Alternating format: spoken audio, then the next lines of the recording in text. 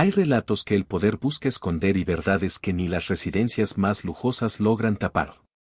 En las alturas de Chapultepec, donde la Ciudad de México domina el paisaje hasta el infinito, se erigió una propiedad tan grandiosa que muchos aseguraban que relucía como un tesoro al mediodía. Su fama llegaba a los círculos influyentes y a las cabeceras de los diarios, la finca de los Azcárraga. Sin embargo, tras sus paredes de piedra rosada y sus extensiones verdes que evocaban palacios antiguos, yacía un drama tan profundo que alteró el rumbo de una de las dinastías más dominantes del país. Esto va más allá de una simple propiedad, es el recuento de cómo el coloso de los medios en Latinoamérica se vino abajo en una velada fatídica, dejando solo ecos, memorias y un enigma que aún se murmura con cautela. Para captar el derrumbe, hay que remontarse al auge. Todo inició con un visionario que no solo multiplicó su patrimonio, sino que moldeó el entretenimiento de una nación. Emilio Azcárraga Vidaurreta vio la luz en 1895 en Tampico, Tamaulipas, en tiempos donde México lidiaba con las secuelas de la revolución y las chances eran raras como un oasis en el árido norte. Su hogar era modesto, con lo justo para aspirar alto, y Emilio apuntaba a las estrellas. Desde adolescente, destacó en los tratos comerciales con una determinación inquebrantable. Mientras sus pares optaban por puestos seguros, él detectaba nichos invisibles para otros. Su primer acierto mayor surgió en sus 20, distribuyendo vehículos y mercancías foráneas. Pero su camino real surgió con un invento incipiente, la radiodifusión. En 1930, cuando las ondas radiales eran una rareza, Emilio lanzó la XCW, un canal que revolucionó cómo los mexicanos se divertían y se informaban. No era una emisora cualquiera, era la voz del pueblo. Ofrecía melodías en directo, sketches humorísticos, seriales que emocionaban a multitudes y boletines que tocaban cada hogar.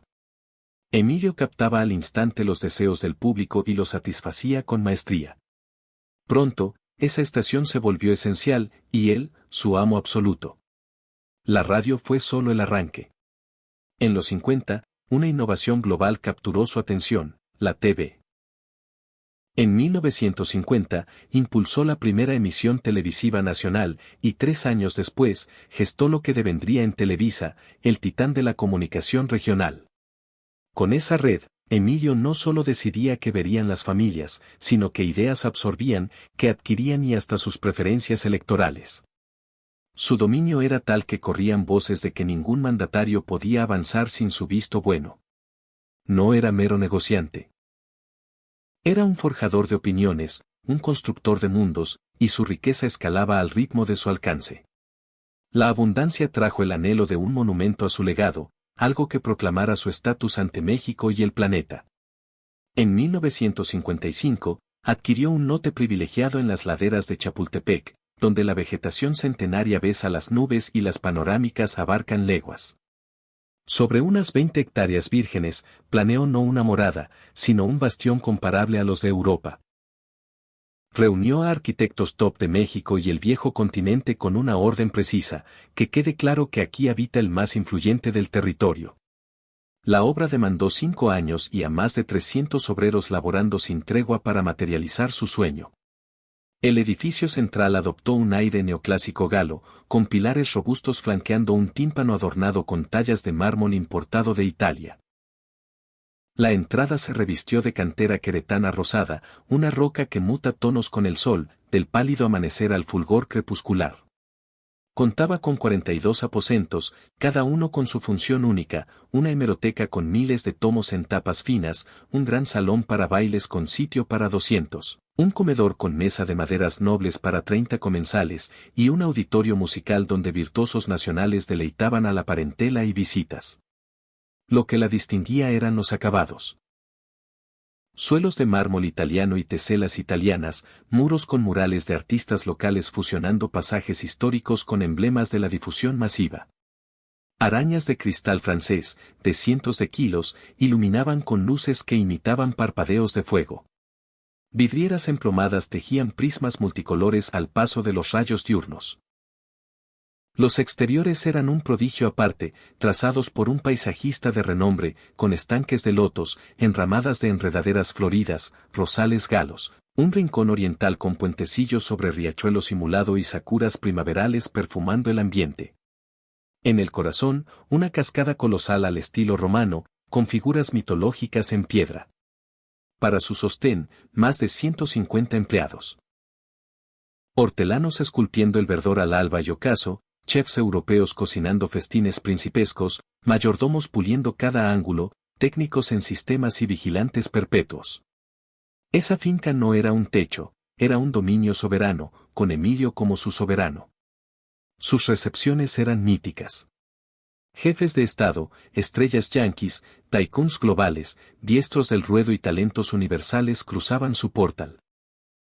Cuentan que un croner legendario entonó en privado para un círculo élite, y que una diva nacional lució joyas que superaban el valor de viviendas comunes. Las noches se prolongaban con bandas vivas, espumante importado fluyendo y delicias globales. Para la alta sociedad, una convocatoria allí era el pináculo del prestigio, sello de pertenencia al núcleo selecto. Pero bajo el brillo, la familia resguardaba confidencias inconfesables. Emilio era un genio comercial, pero estricto y volátil con su entorno. Su genio podía virar a la ira en instantes, y la casa entera lo notaba. El personal se movía sigiloso, su esposa, Laura Melmo, dominaba sus humores y se apartaba en las nubes tormentosas. Más allá, albergaba una fijación por dominar, elegía parejas de sus vástagos, carreras, residencias e ideas. Su heredero, Emilio Azcárraga Milmo, maduró bajo esa losa, oyendo desde pequeño que debía emular su grandeza total. Esa herencia se volvió un yugo eterno, sembrando la semilla del desastre venidero. Hacia fines de los 60, la opulencia de Emilio Vidaurreta rozaba lo inconcebible. Su conglomerado mediático acaparaba el espectro nacional, sus seriales se vendían por continentes, sus informativos pesaban más que la prensa escrita. Los fondos afluían sin cesar, y la finca se iconizaba como emblema patrio de prosperidad. Mas, como en todo coloso erigido en ambición pura, las fisuras emergían. El primer aviso fue en 1968, año grabado en la memoria colectiva por motivos ajenos. Ante los olímpicos, jóvenes y obreros marcharon por cambios y libertades. El régimen replicó con fuerza, cerrando en la plaza de Tlatelolco con decenas de bajas. La cobertura oficial se limitó a la narrativa gubernamental, resguardando alianzas pero tiñendo la imagen familiar. Para muchos, pasaron de pioneros a aliados del statu quo. Las tensiones foráneas eran solo la punta. El golpe interno llegó en 1972. Un infarto cerebral lo postró semimóvil y con habla mermada. El titán de puño firme quedó cautivo de su carne. Su vástago tomó el mando, pero el relevo fue áspero. El menor Emilio, forjado en la penumbra paterna, era astuto pero heredó lo peor, arrebatos, dominio obsesivo y desconfianza. La empresa prosiguió expandiéndose, mas el clan se resquebrajaba. Su unión con Nadine Jean se tornó estormosa, con pleitos notorios y chismes de deslealtades mutuas. Los demás vástagos pujaban por tajadas, celosos del trono. Las tertulias en la finca, antes jubilosas, viraron a trincheras de reproches. El personal veterano dimitía, abrumado por el clima enrarecido. Entonces irrumpió la velada que lo transformó todo. El 15 de septiembre de 1976, en la conmemoración patria, la familia montó un evento colosal. 3 centenares de convocados, cuadros políticos, magnates, luminarias. Banderas tricolores, cempasúchil, iluminaciones danzando. Mesas con antojitos nacionales, caldos humeantes, rellenos picantes, salsas complejas, hojaldres envueltos. Grupos folclóricos en los jardines. Pero el ambiente cargaba un peso intangible, palpable aún para foráneos.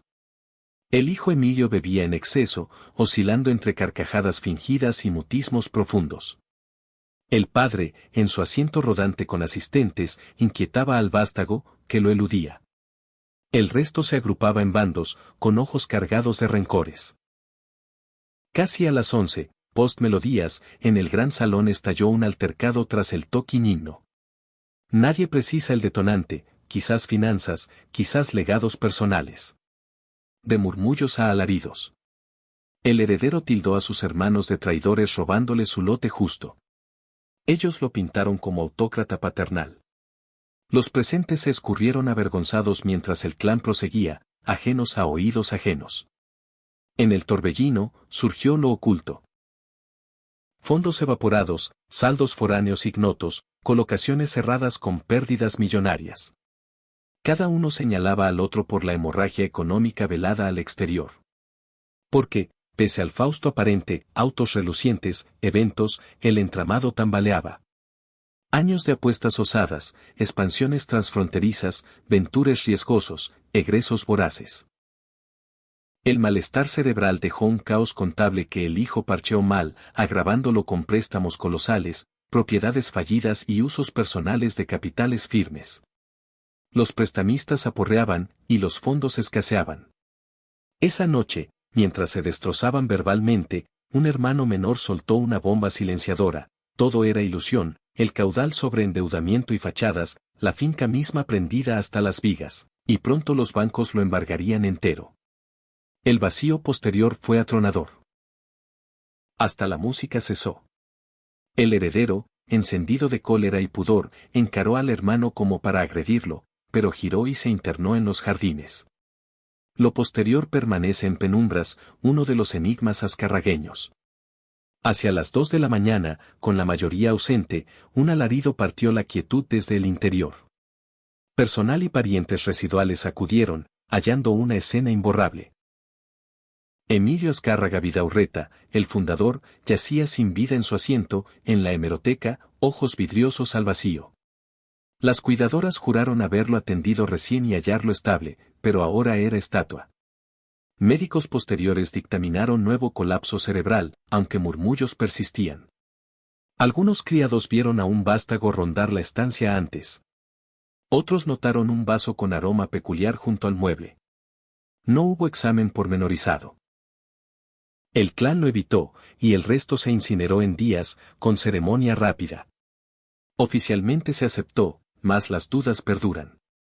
Hay quienes sostienen que no partió por vías ordinarias, sino por mano propia sangre. Esa pérdida inició el ocaso de la finca y el linaje. Semanas después, la quiebra financiera salió a flote. Diarios expusieron pasivos de la empresa, fallos colocacionales, arcas secas. El pueblo, admirador de Cenal, se sintió estafado. Cereales perdieron sintonía, patrocinadores huyeron, valores bursátiles cayeron en picada. El hijo luchó vendiendo activos, recortando plazas, reestructurando, pero fue vano. En 1978, 2 años post fallecimiento paterno, los bancos embargaron la hipoteca. 30 días para desalojar el orgullo de generaciones. El éxodo fue bajo cielos encapotados y llovizna, como un lamento celeste. Mudanzas se llevaron mobiliario, lienzos, cristales, lo permisible. Mucho quedó fijo al inmueble, ahora bancario. El heredero fue el postrero, recorrió corredores huecos, ecos de sus huellas en espacios antes vibrantes. Al franquear la puerta final, sollozaba. La propiedad languideció años. Imposible de enajenar por envergadura y soportes. Sin cuidado, jardines se selvatizaron, fuentes obstruyeron con detritus, tallas esmozaron, flora exótica se dio a yuyos. Adentro, goteras arruinaron pinturas, baldosas fisuraron, vidrieras se quebraron por intrusos. En los 80, devino leyenda citadina. Jóvenes se retaban a incursionar nocturnos, tejiendo cuentos de siluetas blanquecinas en césped, lamentos desde la hemeroteca, fulgores internos sin fluido, ecos festivos etéreos. Cerca de 1990, un grupo constructor la adquirió para rasear y alzar viviendas premium. Al avanzar maquinaria, en sótanos tras tabique oculto, hallaron un cuarto ignoto aún para veteranos. Cajas de papeles. Pactos financieros, extractos, misivas que desnudaban la magnitud del desbalance. Pruebas de favores a burócratas, elusiones impositivas, ventures dudosos, firmas etéreas en edenes fiscales. Pero el hallazgo cumbre, un legadillo primigenio del fundador, inédito. Detallaba particiones equitativas, con adenda, pleitos por caudal o monopolios, y todo a causas benéficas, nulificando herencias. Intento final de cohesión post-mortem, ignorado por ocultamiento deliberado. ¿Quién y por qué? El escándalo remeció al país. Peritajes oficiales, coberturas feroces de rivales mediáticos, imputaciones penales a supervivientes. Varios se exiliaron, otros pactaron, unos se encarcelaron. El heredero evadió reclusión, pero su nombre se empañó irremediable. Vivió sus postrimerías en un sitio discreto en Florida, distante del territorio que regía y la morada de su apogeo. Hoy, donde se alzó esa obra magna, torres habitacionales albergan ejecutivos ignorantes de su pasado. Solo restos de la cascada central, en plazuela cercana, atraen paseantes que tocan mármoles rayados y grafiteados, evocando esplendores idos. Esta saga trasciende ruinas físicas, es fábula sobre la fugacidad de dominio y caudales. Emilio Vidaurreta levantó un legado de cero, definió generaciones, reinó. Pero colapsó por omitir lo esencial, un núcleo familiar en armonía, no en yugo y temor. Vástagos en lujos sin pilares éticos, riñeron por restos mientras la cohesión, el premio real, se esfumaba. La estructura, pensada eterna, duró apenas 2 décadas sobre arenas de codicia, pasivos velados y confidencias pesadas. Galas, visitas ilustres, tesoros artísticos, inútiles ante bases falsas.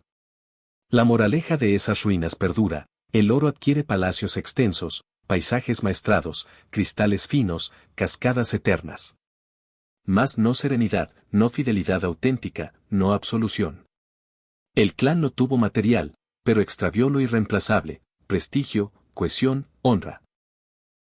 Al transitar esas vías modernas, recordemos los susurros bajo hormigón, carcajadas en alaridos, festejos en duelo, avisos de linajes que lo abarcaron y lo dilapidaron al confundir fortuna con dicha, mando con cariño, sujeción con estima. La finca Azcárraga solo vive en imágenes desvaídas, memorias de ancianos y narraciones didácticas. Su eco advierte, muros altos, brillos intensos, acopios vastos no bastan sin cimientos de principios, rectitud y lazos sinceros. De lo contrario, el colapso es inevitable, dejando escombros y congojas. Así concluye esta crónica sombría de la heredad Azcárraga, de glorias mediáticas antiguas, ascensos y abismos, ilusiones y desengaños, abundancia y despojo, recordándonos edificar no en rocas duras, sino en témpel, empatía y vínculos reales, los solos capaces de capear vientos temporales y legar algo perdurable. Si esta narración te conmovió como a nosotros, síguenos por más relatos de patrimonios disipados en la tradición mexicana antigua. Guardamos crónicas aún más cautivadoras. Cuéntanos abajo, ¿piensas que Emilio Azcárraga Vidaurreta partió por vías naturales o por acción familiar? Comparte tu visión, pues este interrogante nacional sigue sin cierre definitivo.